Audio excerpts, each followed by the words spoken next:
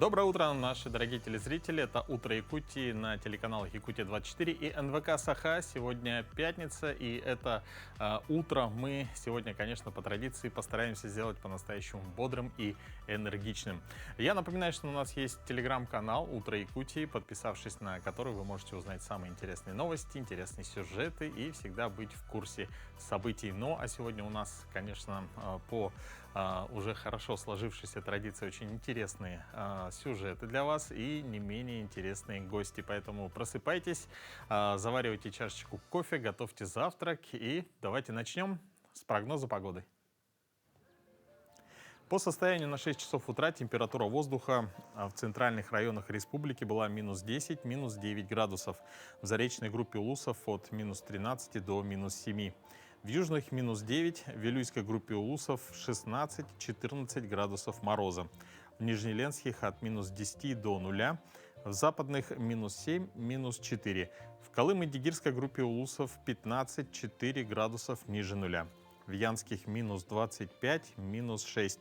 На северо-западе республики минус 15, минус 5 градусов. В городе Якутске температура воздуха на 6 часов утра была минус 10 градусов, атмосферное давление 766 миллиметров ртутного столба. Ветер западно-юго-западный 1 метр в секунду. Сегодня днем слабый снег, ветер западный 3,8 метра в секунду, температура воздуха минус 6, минус 4 градуса. Ну что, уже, например, в поселке Батагай-Алыта минус 25 градусов. Чувствуется, что скоро уже наступит настоящая зима. Ну а сейчас давайте узнаем, какие самые актуальные новости произошли к этому часу и передадим слово нашим коллегам.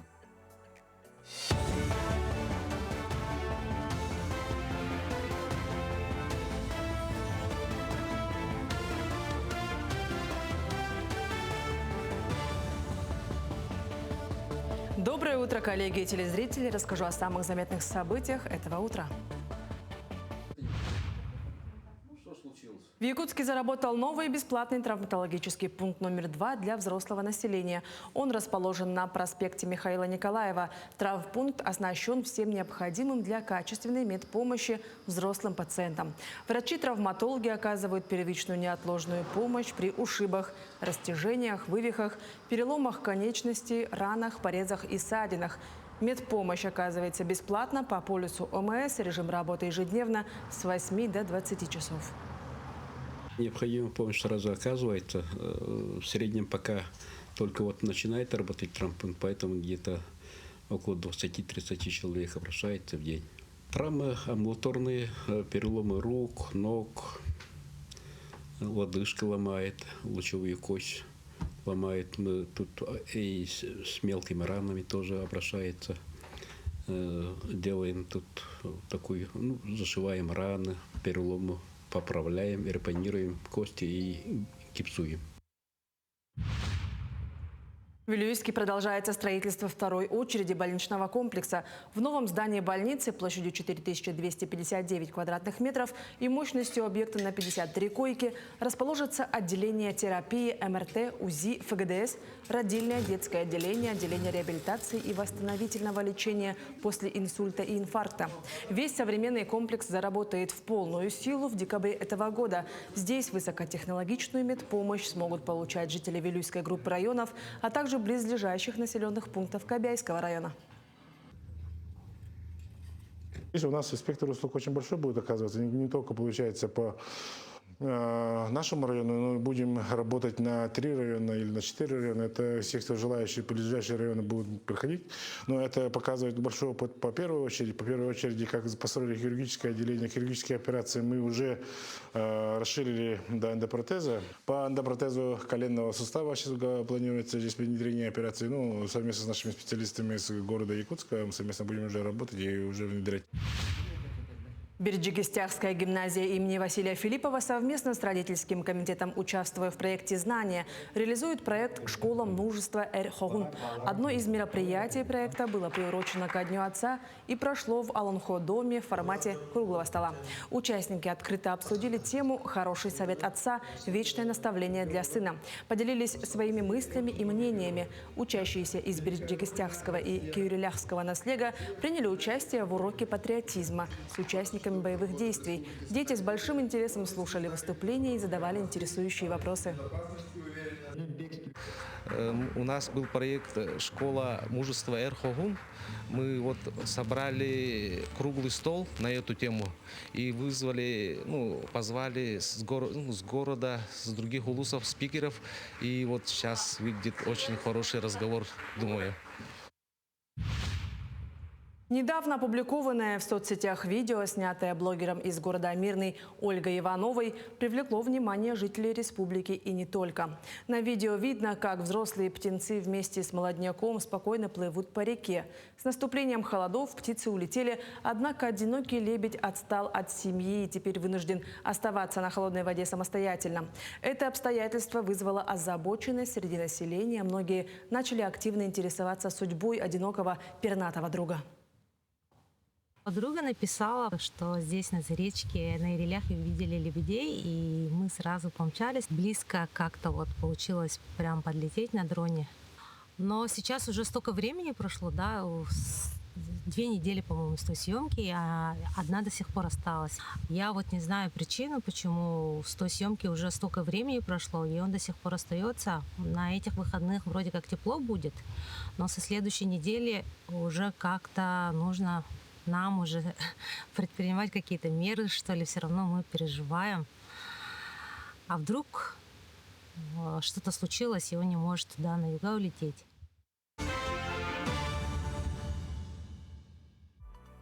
С марта 2019 года в нашей республике свою работу ведет общественное движение «Волонтеры культуры».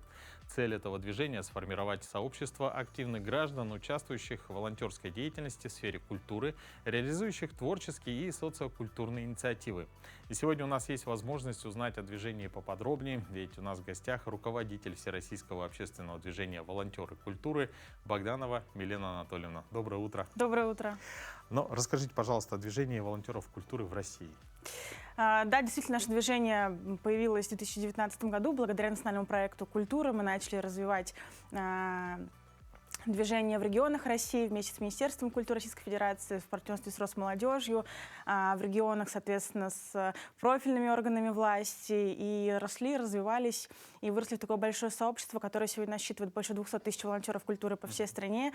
Это ребята, миссия которых делать культуру доступной, вдохновлять каждого на созидание, сохранение наследия для будущих поколений. Здесь, в республике Саха, Якутия, региональное отделение возглавляет Тергулева Ирина, и насчитывается более 1500 волонтеров культуры. Это именно вот в Якутии 1500 человек. Да. А когда было создано отделение? В 2019 году, да, тоже образовалось сообщество, и по сей день работает. Скажите, вот что касается Якутии, вот какие проекты были реализованы здесь? Очень много было социокультурных инициатив за эти годы. Мы сейчас еще разработали стратегию культурного добровольчества 2030. И буквально вчера ребята делились тоже своим опытом уже с новыми волонтерами культуры на форуме. И один из проектов, который меня больше всего сейчас вдохновляет, и он такой тоже соотносится с современной действительностью, это проект Национальной библиотеки республики по обучению искусственного интеллекта якутскому языку. Больше 250 волонтеров присоединились уже к проекту. На базе библиотеки ребята заносят там топ самых популярных фраз на якутском языке, обучают искусственный интеллект, записывают голосовые сообщения, даже выходят на улицы города здесь, в Якутске, и просят местных жителей говорить различные фразы на якутском языке для того, чтобы искусственный интеллект мог обучаться. Поэтому, если к вам на улице подойдет волонтер культуры и попросит записать что-то на якутском языке, не пугайтесь, знайте, что, возможно, вашим голосом когда-то например, на якутском ответит один из искусственных интеллектов, возможно, Алиса, или появится какой-то аналог. Очень интересный проект. То есть в скором будущем можно будет уже общаться на якутском языке с искусственным интеллектом. Да. Помимо социокультурных проектов, ребята, конечно, помогают учреждениям культуры разного типа, помогают в организации крупных событийных мероприятий. Например, ваш знаменитый фестиваль Исых Олонхо, где ребята в этом году тоже организовали большой волонтерский корпус. Вообще больше 1000 людей собралось. Ребята помогают встречать гостей, сопровождать, проводить различные творческие мастер-классы, навигировать на площадке участников. Помогают в медиапродвижении фестиваля. Плюс также подключаются волонтеры всегда в сложных ситуациях. Например, в этом году в Эмиконском районе, к сожалению, из-за паводка потопило музей местный. Тоже волонтеры среагировали. Я знаю, что в целом вся республика помогала в эти дни, поддерживала музей. Но вот волонтеры выезжали на места, помогали, восстановительными работами занимались тоже. Скажите, а как можно пополнить ряды волонтеров культуры, допустим, у наших телезрителей, если появится такое желание? Да, обязательно нужно пополнять, помогать, особенно своей республике. Есть платформа добро.рф, где можно найти волонтеры культуры Республика Саха-Якутия. Это аккаунт вашего регионального отделения. Нажать кнопочку «Готов помогать» и увидеть все мероприятия во всей республике, к которым сейчас можно присоединиться и оказать помощь. Также можно стать самому организатором и привлекать волонтеров на свои мероприятия. Замечательно. Ну, давайте перейдем к форуму волонтеров культуры, который проходит в эти дни в Якутске. В чем его суть и что ожидается от форума? Да, я уже упоминала, что мы в конце прошлого года разработали стратегию культурного добровольчества 2030, потому что национальный проект культуры завершился, программа волонтеров культуры тоже завершена, и таким одним из достижений стало создание нашего движения. И, соответственно, сейчас на форуме в эти дни в республике мы собрали местных студентов профильных вузов, собрали сотрудников учреждений культуры со всей республики и предложили им разработать свои инициативы согласно нашей новой стратегии. Ребята вчера весь день работали в группах по разным направлениям. Это группа по созданию волонтерских корпусов крупных событий республики. На следующий год уже ребята вчера разработали такую концепцию волонтерского корпуса и фестиваль Олонхо, и зима начинается в Якутии, и Библию ночи, ночь искусств, и день первокурсника. Предложили варианты культурной и атмосферной программы. Затем сотрудники учреждений культуры присоединились к группам, выслушали инициативы студентов и сейчас помогают им дорабатывать свои инициативы. И сегодня вот на закрытии нас ждет уже презентация проектов.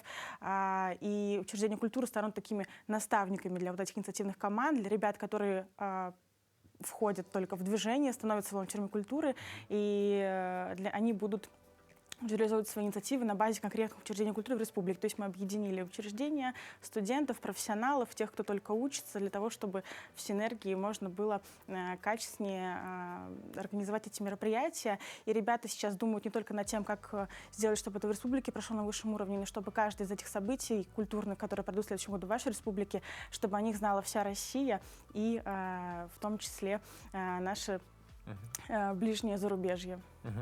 Ну, то есть я правильно понимаю, что полет фантазии и креатива студентов соединили с именно вот с подразделением Министерства культуры, и в скором будущем, допустим, в следующем году уже, возможно, какие-то идеи будут воплощены. Да, 100% будут воплощены, уже сформированы команды, мы всех запомнили, выявили уже лидеров явных, тоже была одной из задач, потому что движение с 2019 года здесь развивается. Сейчас команда, которая только начинала, уже выросла, ребята уже устроились работать в учреждении культуры, кто-то возглавил какой-то отдел в министерстве, кто-то возглавил учреждение культуры, то есть для волонтеров наших это еще такой путь, социальный лифт и точка входа в профессию в сфере культуры в том числе. Поэтому вчера очень много было участников, которые впервые узнали о проектах движения, о том, как они могут в это вливаться. И почти 150 человек принимают участие в форуме. И сейчас уже через несколько лет будем отслеживать, кто из тех ребят, которые сегодня себя проявляют на форуме, уже на каких позициях и каких высот они достигнут. Кто-то, возможно, идет в социальное предпринимательство, кто-то станет экспертом социокультурных проектов и будет тиражировать свои инициативы по всей России, участвовать уже в федеральных мероприятиях. Кто-то здесь будет на земле, в районах развивать культурную жизнь. Здорово, но я думаю, это правильное решение, потому что нужно понять это с самого начала, да, то есть уже с определенным опытом человек приходит на работу. Милена, спасибо вам большое, желаем вам успехов в дальнейшем развитии вашего движения. Спасибо. Спасибо. Ну а чтобы быть продуктивным весь день, чтобы не клевать носом на работе, нужно хорошо и окончательно проснуться. В этом нам поможет степ-аэробика и наш тренер Светлана Дерюгова.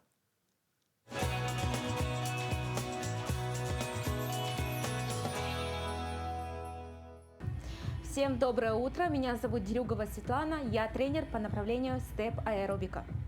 И поехали, работаем, делаем захлест одной ногой, работаем ручки перед собой, выдох, выдох, выдох и меняем ножку, правую поставили и снова пошли, выдох, выдох и пошли, работаем на пресс, ручки наверху, над головой, работаем на пресс, ниже опускаемся, выдох, выдох и меняем ножку. Теперь левую ножку подняли, правую ножку подняли, выдох, выдох, выдох. Есть, и идем шагом, отдыхаем, делаем вдох и выдох, еще раз вдох и выдох.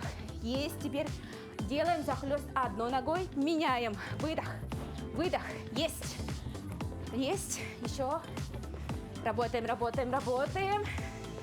Просыпаемся и поехали. Jumping jack делаем. Если кому сложно, можете делать пошагово. Выдох, выдох, носочек в сторону. Еще.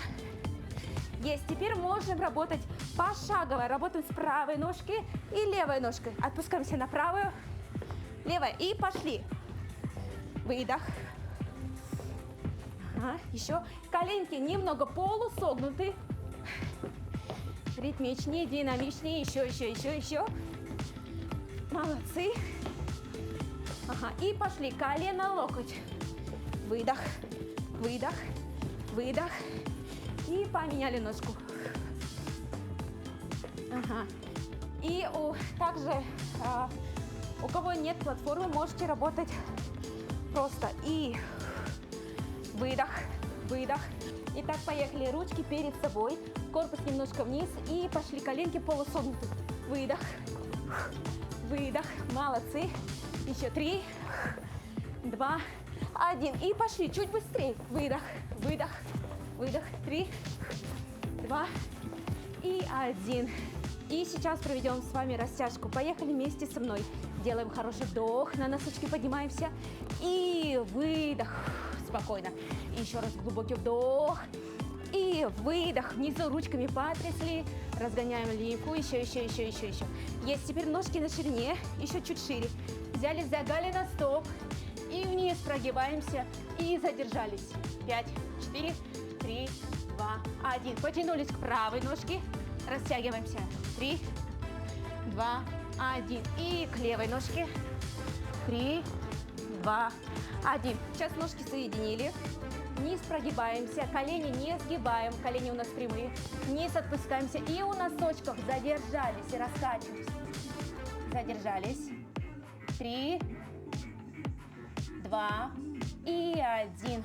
Есть. Всем пока. И с вами была Дерюгова Светлана. До новых встреч. Но на календаре 17 октября, и сегодня в России отмечается День участкового терапевта. И, пользуясь случаем, поздравляем медицинских сотрудников, которые приходят на дом по вызову, выясняя причины недуга больного и, определив характер заболевания, принимают решение, помощь или консультация кого-то из врачей-специалистов и какая потребуется в каждом конкретном случае. Но какие еще события, связанные с сегодняшним днем, нам расскажет рубрика «Даты и события». На календаре 17 октября. Сегодня День участкового терапевта, Международный день борьбы за ликвидацию нищеты и Международный день кредитных союзов. По народному календарю Ерофеев день. С Ерофея и зима шубу надевает, говорили на Руси, замечая, что с Ерофея холода сильнее. Это день в истории. В 1855 году запатентован процесс приготовления стали.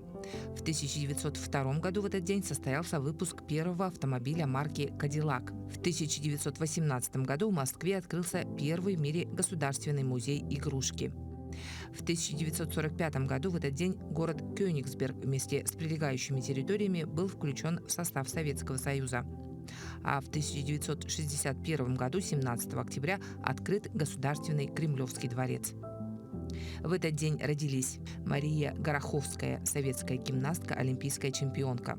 Таркан, турецкий певец, автор-исполнитель и продюсер. Эминем, американский рэп-певец, актер и музыкальный продюсер. Кими Райконен, финский автогонщик, пилот гонок Формулы-1. Именины сегодня отмечают Василий, Вероника, Владимир, Дмитрий, Михаил, Николай, Павел, Петр, Степан, Тихон и Яков. Не за горами ноябрь, пора, когда осень передаст эстафету зиме. А значит, для алданцев приближается время сказки. Да, не простой, а золотой. Так называется фестиваль детского театрального творчества, который состоится в стенах ТЮЗа в последнюю неделю ноября. Демонстрируя искусство перевоплощения, коллективы детских садов и школ распахнут зрителям двери в чудеса. Ну а сейчас пора погружаться в подготовку. Наши коллеги попытались узнать, какие сюрпризы ожидают зрителей и поклонников театра. Совсем скоро алданцы встретятся с ожившими героями известных сказок и откроют новые для себя произведения. Постановки, пьесы и мюзиклы на сцене алданского ТЮЗа представят детские коллективы.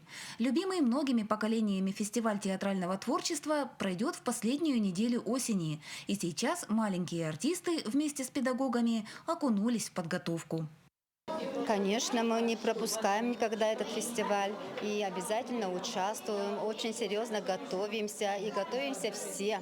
То есть родители наши декорацию делают, костюмы, педагоги, все подключаемся, даже младшие воспитатели, все участвуем. В 2025-м «Золотая сказка» пройдет в 29-й раз. На сцене ТЮЗа таланты покажут как дошколята, так и школьники. Фестиваль является открытым, и артистическое мастерство на суд зрителей представляют коллективы образовательных учреждений не только района. Людей посмотреть, до себя показать приезжают ребята из разных уголков Якутии. Всегда на «Золотую сказку» к нам приезжают наши дорогие гости. У нас однажды были даже гости из Сунтарского улуса. Ну а мегинцы – это вообще наши ближние соседи, нерюнгринцы. Они очень часто бывают на наших фестивалях. И в этом году мы тоже их ждем. Стоит отметить, что «Золотая сказка» стала своеобразным импульсом к зарождению праздников детского театрального творчества в других районах. А в некоторых алданских детских садах выступления маленьких артистов перед обширной аудиторией предваряют собственные фестивали. Мы у себя тоже проводим сказку «Золотую» внутри садика, и там отбор бывает. У нас даже конкурс проходит, и потом только приезжают. Хочу сказать о том, что он был одним из первых фестивалей для детей в республике Саха-Якутия. Уже потом появилась берестяная сказка в Мегино-Кангаласском улусе. И каждый теперь район и каждый театр имеет свой фестиваль, чему мы очень рады. До «Золотой сказки» осталось чуть больше месяца, и в ближайшие недели маленькие артисты вместе с художественными руководителями будут репетировать, мастерить декорации и шить костюмы. Кутерьма в преддверии сказочных чудес захватит всех, но свои задумки конкурсанты будут держать в секрете до последнего. Мы не первый раз принимаем участие в этом замечательном фестивале. И в этом году тоже собираемся участвовать, пока мы сохраним интригу своего спектакля, своей постановки. Но вообще рады, что у нас есть в Алдане такой замечательный фестиваль, в котором дети могут показать себя, проявить. Но не только дети, и педагоги тоже, и родители. Ожидается, что идеи и сюжеты представлений станут, как всегда, весьма разнообразными. Однако ключевой обозначена тема патриотизма и любви к родине. В этом году фестиваль приурочен к празднованию Великой Победы и объявленному в России Году защитника Отечества. Мы все ждем героические сказки. Сказки о наших богатырях, богатыршах, сказки о добре, сказки о честности, о человечности, о любви к родине. Бесспорная ценность фестиваля «Золотая сказка» заключается в том, что он способствует раскрытию талантов. Многие маленькие артисты, ощутив очарование переплетения игры и реальности, вскоре приходят в театральные студии. Татьяна Вахнина, Сергей Шипачев, Александр Лукин, Алдан. Но от анонса фестиваля «Золотая сказка» мы перейдем к анонсу свежего выпуска республиканской газеты «Якутия». Что ожидает любителей печатной прессы, какие темы будут подняты, нам расскажет Ольга Степанова. Здравствуйте, дорогие телезрители! Коротко о самых интересных материалах в свежем номере главной газеты республики. У каждого из них невеселая история. По разным причинам они потеряли своих жен, а главное, им пришлось в одиночку воспитывать сыновей и дочек. Чем живут одинокие отцы в Якутии, как добиваются поддержки общества и государства, и что думают по поводу своей роли, вы узнаете из нашей постоянной рубрики «Гость номера». В этом доме родились основатели знаменитых ангаласских фамилий Кирилловы и Ксенофонтовы. Какие истории хранит дом, восстановленный в городе Покровске? Как удалось спастись от репрессий их потомкам и что рассказывают легенды? Читайте в нашем материале «Род Изюгюн-Бырана» в рубрике «История». Сколько стоит переоборудовать автомобиль на газомоторное топливо? И на какой размер государственной субсидии могут претендовать физические и юридические лица? Как долго продлится установка газобаллонного оборудования и сколько сертифицированных сервисов в этой сфере действует в Якутске? Какие льготы положены инициаторам строительства газоправочных станций? Обо всем этом читайте в специальном репортаже свежего номера газеты «Якутия». Прошел Покров день, а значит, настало время квасить капусту. Как это правильно сделать и какие еще блюда можно приготовить из сочного капустного листа, вы узнаете из нашей постоянной рубрики рецептов. А еще в номере новости спорта, культуры, деловой и политической жизни. Будьте в курсе событий, читайте газету «Якутия». Хорошего вам дня! Ну а мы продолжаем говорить об истории вещей с Дмитрием Аргуновым и городским ретро-музеем, где порой можно вживую увидеть уникальные вещи. Мы уже много раз показывали старинные автомобили, с любовью сохраняемые в музее. А сегодня отвлечемся на нечто другое, не менее важное. И это перенесет нас в 1927 год, начало механизации в Якутии. Детищем концерна Генри Форда был первый служебный автомобиль в Якутии. Также творением американского гения были и первые тракторы в нашей республике, знаменитые Фордзены, которые впервые попали в Якутию летом 1927 года. Примечательно, что это были не реплики тракторов Фордзен Путиловец, выпуск которых был налажен еще в начале 20-х годов, а именно американцы, оригиналы. Желающих оседлать железных коней было очень много, но первыми трактористами в ЯССР стали Яков Аронович Эстеркес и Борис Васильевич Попов, которых еще в 1925 году отучили в Харькове на курсах. Газета «Автономная Якутия» в 1927 году писала об этом историческом событии. Под управлением опытного тракториста товарища Эстеркеса трактор марки «Фордзен» работал без малейших перебоев и дефектов. Заявок на тракторную пахоту было много, и вообще население заинтересовано. Заинтересовано — это не то слово. Детей называли трактор, а ведущий колхоз Меги на Кангаласском районе носил гордое название «Красный трактор». К 1932 году количество тракторов приблизилось к 300. В основном шли уже отечественные тракторы. Трактор «Фордзен» был выпущен в количестве свыше 500 000 штук.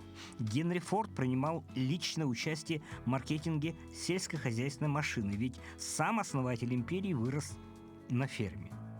На создание «Фордзен» ушло 15 лет и миллионы долларов. При этом трактор в 1918 году стоил $880. На нем стоял 20-сильный двигатель, который был всеяден, работал и на бензине, и на керосине, и на спирту. Отличительной чертой была безрамная конструкция, которая значительно упрощала и удешевляла конструкцию. Коробка передач имела 3 скорости. Фордзены не прижились в Советской России из-за масштабов коллективизации. Они все же были предназначены для частных ферм, а не для колхозов. Но продолжая тему истории, мы с вами перенесемся в Национальный художественный музей и поближе познакомимся с творчеством скульптора Константина Александровича Клотта. Константин Александрович Клотт из известного рода. Его дед с мировым именем – скульптор, барон Петр Карлович Клотт. Его самая известная работа – это конная группа, которая украшает Анечков мост реки Фонтанки в Санкт-Петербурге. Константин Александрович перенял от деда любовь к искусству, любовь к рисованию и лепке. Он учился в Московском училище вояния и зодчества, и по решению, по совету преподавателей училища он был признан одним из самых лучших учеников пятилетия. И за свою работу Тарас Бульба, он получил золотую медаль и был отправлен в пансионерскую поездку по Европе. А в Санкт-Петербурге его уже ждал на работу сам Карл Фаберже. Ему очень нравился этот молодой, талантливый человек, скульптор, который выполнял такие особые скульптуры, как он их называл, кабинетные скульптуры, малая пластика, в которых совмещались две функции – декоративная и прикладная. Позже Константин в городе Пенза в художественном училище открыл класс, где сам преподавал и выполнял работы для Москвы. К образу великого писателя он обратился под впечатлением от работ великого русского художника Репина Ильи Ефимовича. И у нас на выставке представлена его скульптура «Толстой на пашне», которую он выполнил в 1889 году. Выполнил он ее в Хамовниках, в Москве. И это первая скульптура, выполненная с натуры в доме Толстых. Сам Лев Николаевич писал в своем дневнике: «Сегодня был Клод, лепил меня с натуры, и я его нисколько не стеснялся». А для семьи Толстых эта работа, этот вообще образ, он являлся самым сокровенным. Это считалось такой интимной сценой и очень дорогой для самого Толстого. И как утверждал и говорил Толстой, что человек родился, он должен трудиться. И этот образ Толстой, идущий за плугом, имеет очень большой мировоззренческий смысл. Вообще к этому образу обращались очень многие художники, скульпторы, они его варьировали. И на рубеже 20-х веков этот образ был необычайно востребован. А для Толстого были такие приняты правила, как он говорил, 4 правила, которым должен пользоваться каждый человек. И он эти правила называл упряжками. Первая упряжка, упражнение – это физический труд. И мы как раз видим в этой скульптуре, что Толстой не чурался труда, он пахал землю, он колол дрова, он носил воду. Вторая упряжка – это интеллектуальный труд, это написание романов, литературные труды. Третья упряжка – это ремесленный труд. То есть каждый человек должен что-то уметь делать своими руками. И, кстати, Толстой шил сапоги и тапки. И четвертая упряжка, упражнение ежедневное – это, конечно, общение с друзьями, с семьей.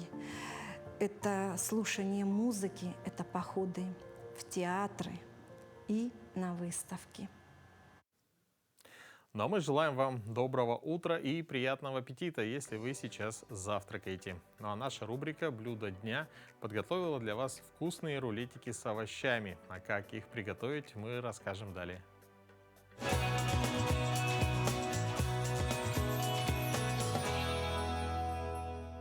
Доброе утро! Мы с вами сегодня готовим мясные рулетики с овощами.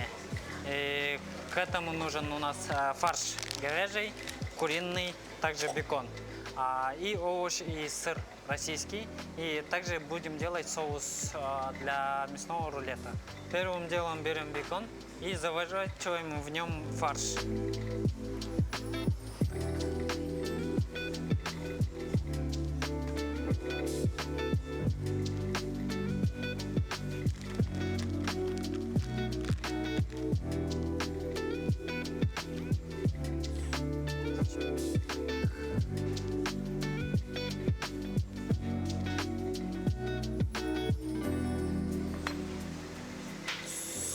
Соль, посолили, поперчили и заворачиваем. кружочком.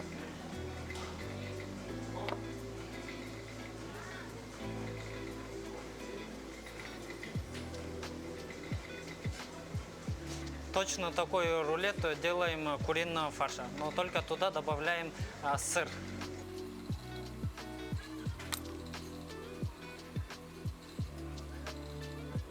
Теперь рулет берем и обжариваем на сковороде.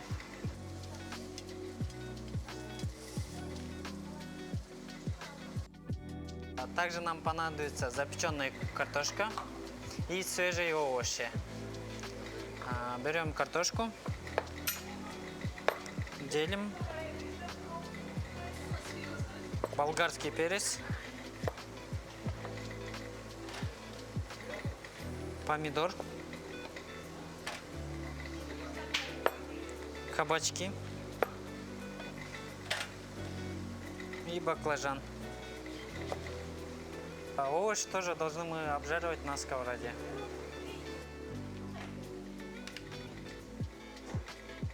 Наш мясной рулет и овощи гриль готовы. Теперь начинаем делать к нему соус. Берем кетчуп, пару ложек.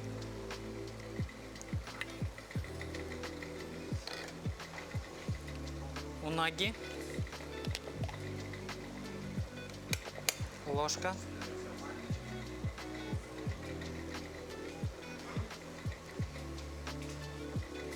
Острый для остроты, чтобы было острее, соус шрирачи, тоже пол ложек.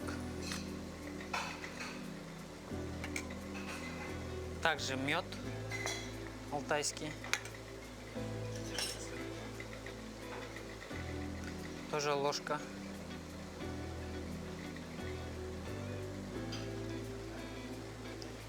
И жидкого дыма для вкуса добавляем. Все. Это у нас называется соус барбекю. Для мяса очень хорошо сочетается. Все перемешиваем. И сверху мясо поливаем.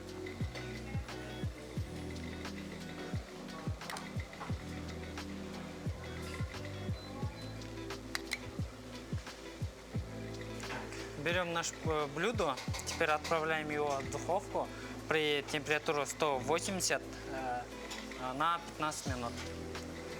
Прошло 15 минут, и наш рулет уже готов. Теперь мы его сервируем. Берем тарелку, ложим рулет.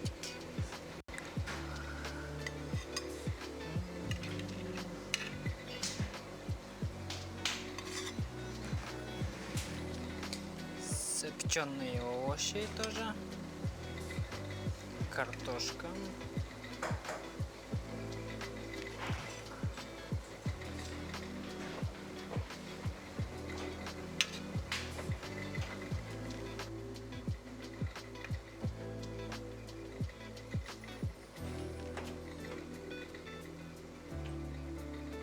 наш мясной рулет с овощами готов. Всем приятного аппетита!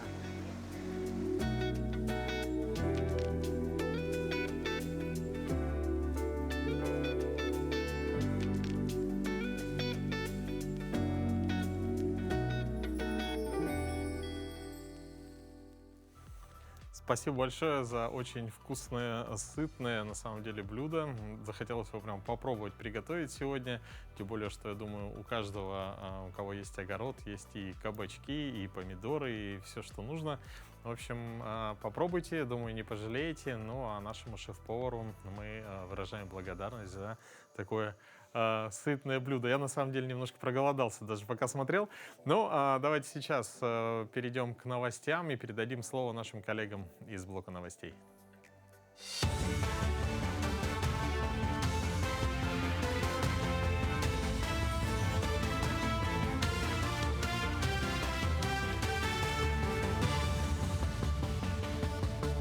Мы продолжаем говорить о самых заметных событиях к этому часу. Сезон летней паромной навигации подошел к концу. Компании по перевозке готовятся к вступлению в осенний сезон и окончанию работы паромов. Со следующей недели по маршруту Якутск-Нижний Бестях-Якутск начнут курсировать 3 суда ледового класса, которым не страшна шуга на реке.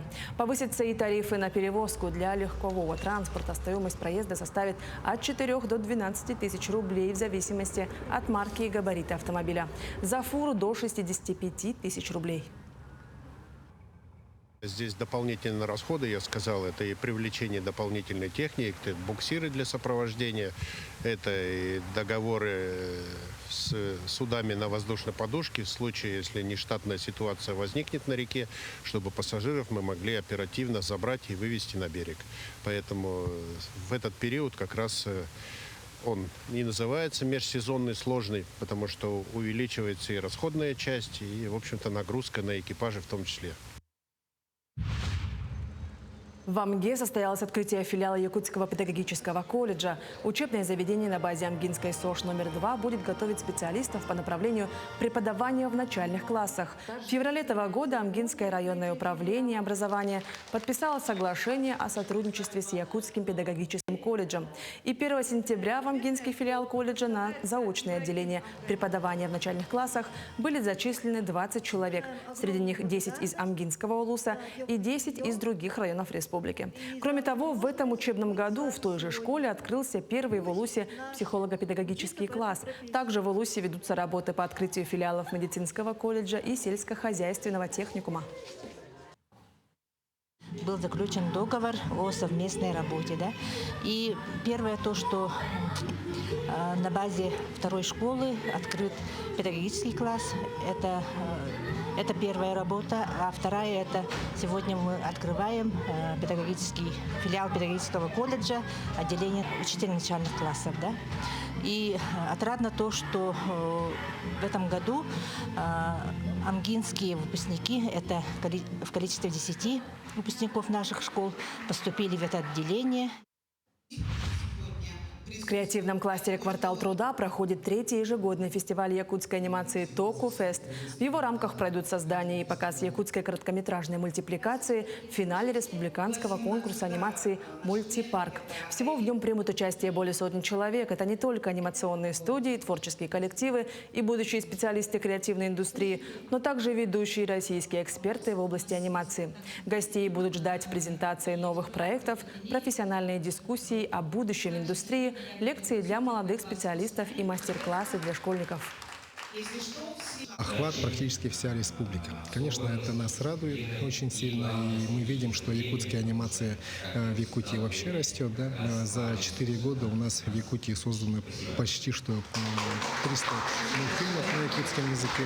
И я считаю, что это не предел, и благодаря таким фестивалям, благодаря телеканалу ТОКу, детская анимация будет еще лучше развиваться у нас в республике. И я очень надеюсь и верю, что как и бум якутского кино, совсем скоро настанет бум якутской анимации. Такими были новости к этому часу. Всего хорошего и до встречи в эфире.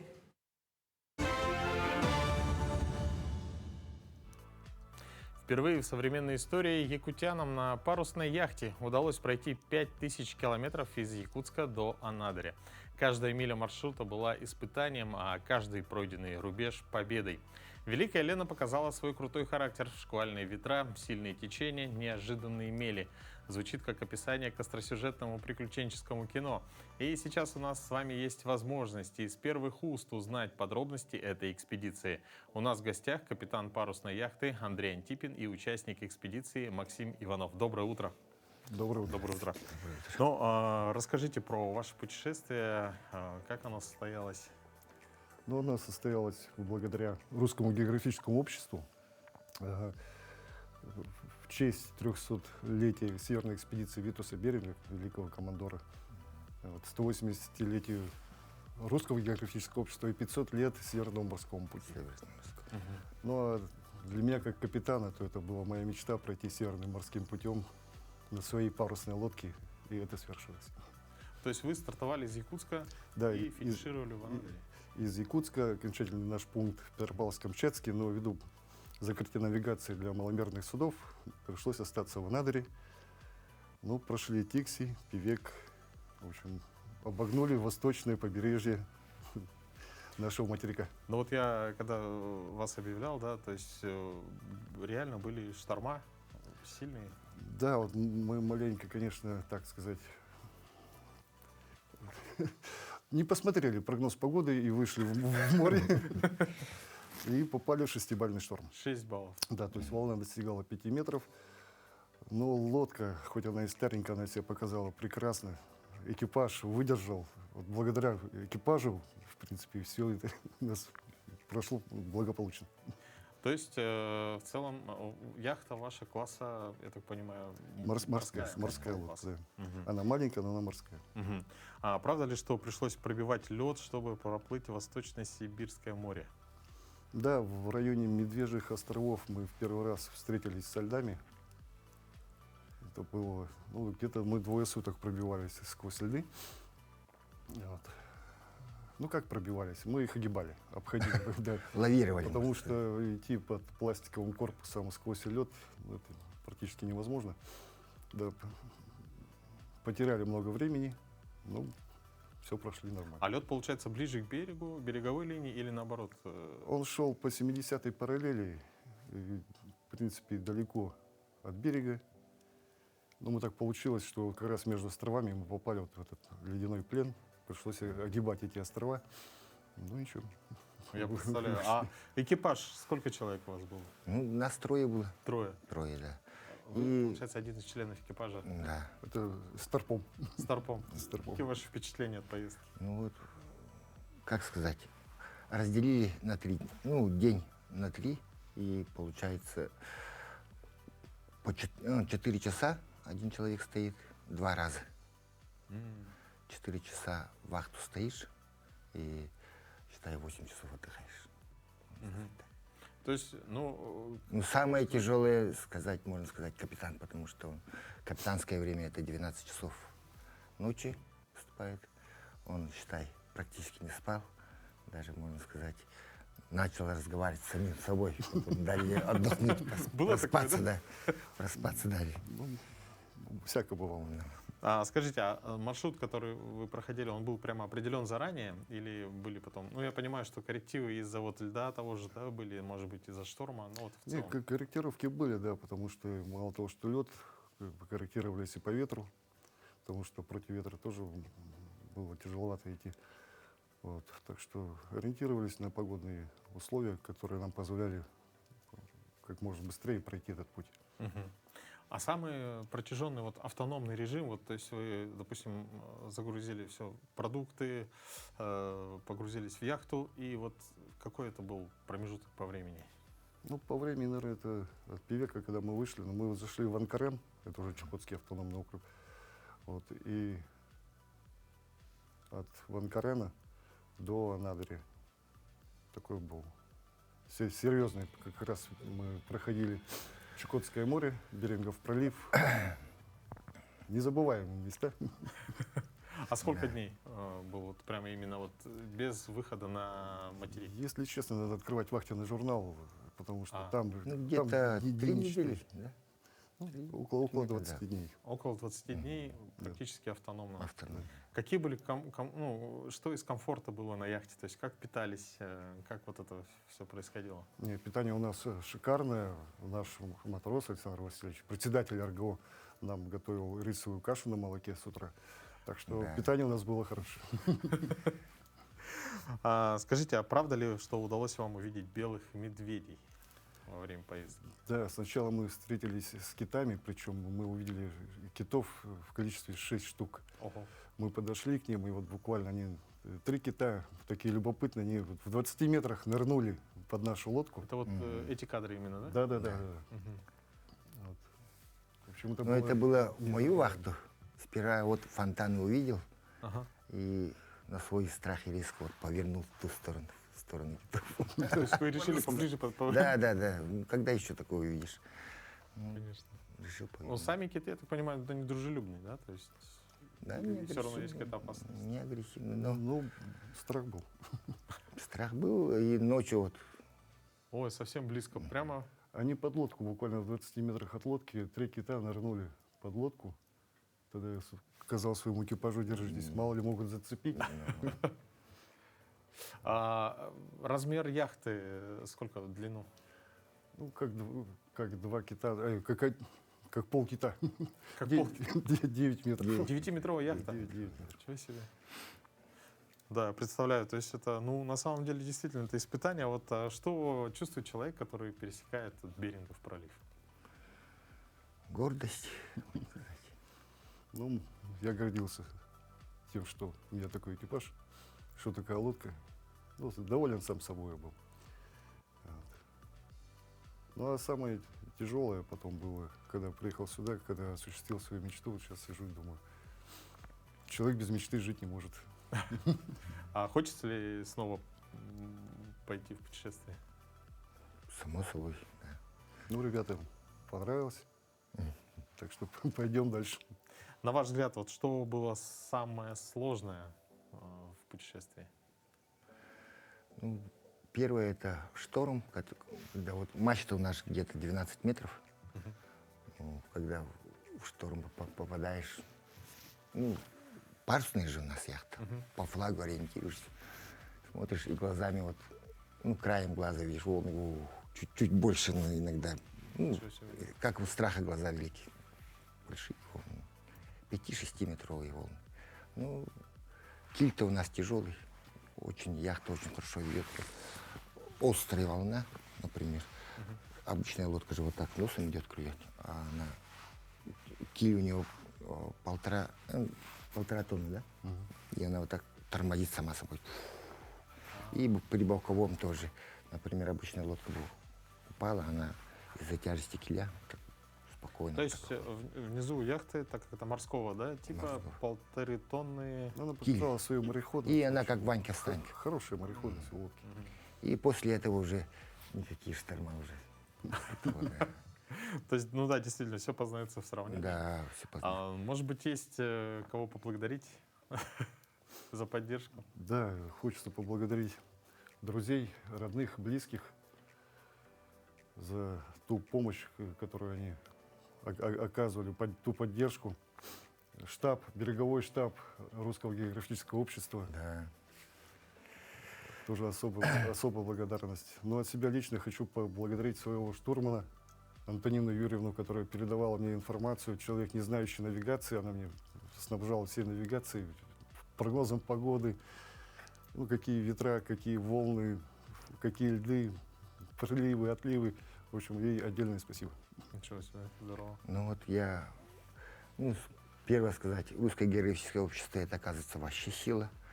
Да, везде нас встречали распростертыми объятиями. Ну и школу мою хочу поблагодарить, что предоставила, ну, можно сказать, как командировочный сделал. Благодаря этому я успел на такое плавание побыть. Да. Николаю Григорьевичу отдельное спасибо. И